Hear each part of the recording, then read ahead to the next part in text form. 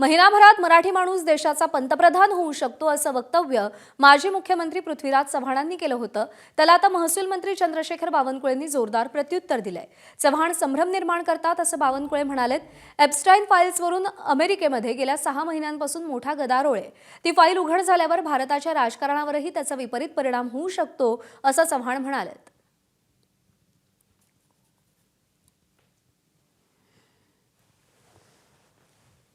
एप्स्टाईन फाईलचा विषय हा राज्य पातळीचा नाही आहे, हा कराडचा तर नाहीच आहे, हा देश पातळीचा आहे.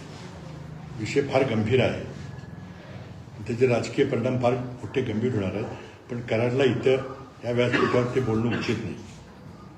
कदाचित तुम्हाला आश्चर्य वाटेल, उद्या देशाचा पंतप्रधान मराठी माणूस होऊ शकेल या महिन्यापर्यंत.